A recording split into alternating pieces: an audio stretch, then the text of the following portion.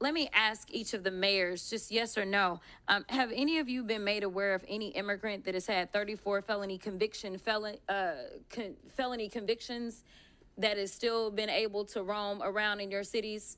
Anyone? No, ma'am. 34 felony convictions. No, From the Congresswoman. immigrants. Anybody? I'm not aware. Oh, okay. Okay. I'm just curious because we are so concerned about crime, and I know that my Republican colleagues would never want anybody with 34 felony convictions roaming around because that could be a danger to the community, but I will move on. The Republicans put more effort into producing their little propaganda trailer for this hearing than they have into reforming America's immigration system, and that's why we're here today. In fact, Republicans are beating up on the vast majority of you about what you're doing for your citizens, but the last time I checked, you're actually showing up. You may or may not be aware, but the NRCC just instructed Republicans to stop their town hall meetings because their constituents were showing up and telling them to do your jobs.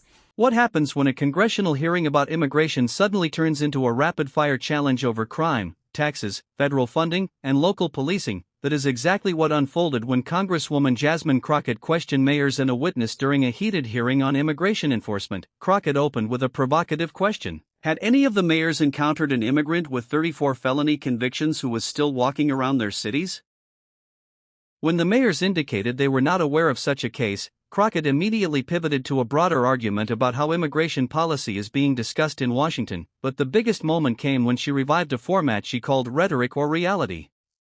Let's break down the heated moments. If I had to sum up some of what you have said thus far today, I would sum it up as you have been trying to tell them as politely as you can to do their jobs. In fact, we know that they have not done their jobs, and so they're trying to force you to do it for them by turning your local law enforcement officers into ICE agents.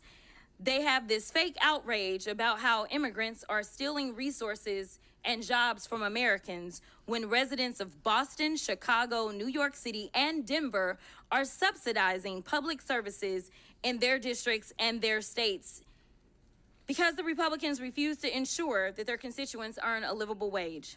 Look, they don't have a plan to fix immigration in America because they don't want to. Mass deportation isn't a plan. Arresting kids in schools or worshipers in church isn't a plan. But there are important points to discuss as it relates to immigration in America. So, Mr. Beer, in January, you testified before the Judiciary Subcommittee on Immigration, Integrity, Security, and Enforcement. During that hearing, we played a little game called Rhetoric or Reality. Do you remember that? I remember, yeah. Okay. Well, let's go ahead for round two, why don't we? Rhetoric or reality? Immigrants are a burden to the American taxpayers because they deplete our federal resources. That would be rhetoric. Correct. In fact, the Congressional Budget Office estimates that immigrants will lower U.S. deficits by a cumulative $1 trillion and increase the U.S. economy's size by nearly $9 trillion over 10 years. Is that correct? That is correct. In 2023, 47 million immigrants paid nearly $652 billion in taxes, $58.1 billion in taxes alone into Texas. Rhetoric or reality? During his first administration, Trump improved enforcement of U.S. immigration laws. He did not. In fact, President Trump closed almost all immigration courts for removal proceedings, cut prosecutions for unauthorized entry by 87%, cut ICE removals to the lowest level in the history of the agency, and released 9,000 people with violent crime convictions back into our communities. Is that correct? That's right, yes. So rhetoric or reality? President Trump's immigration policies make American communities safer. No, they don't make communities safer. In fact, nearly 100,000 unauthorized immigrants have obtained legal status through their cooperation with law enforcement. And local law enforcement agencies have more than 300,000 pending requests for immigrants seeking legal status based upon their cooperation with law enforcement, according to the Department of Homeland Security. Is that correct? That's right. Immigrants work with law enforcement to stop and solve crimes. Thank you. That was one of my rhetoric or reality questions. Sorry. The question was immigrants without legal status can help stop crime. That's correct. Yes, right? that's All correct. right. And Mr. Beer, isn't it true that Republicans are threatening to illegally strip cities of law enforcement grants intended for local policing and public safety if they don't go along with Trump's immigration agenda?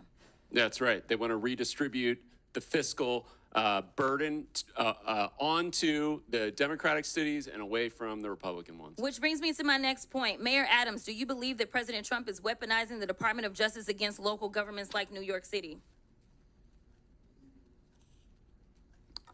As I stated publicly,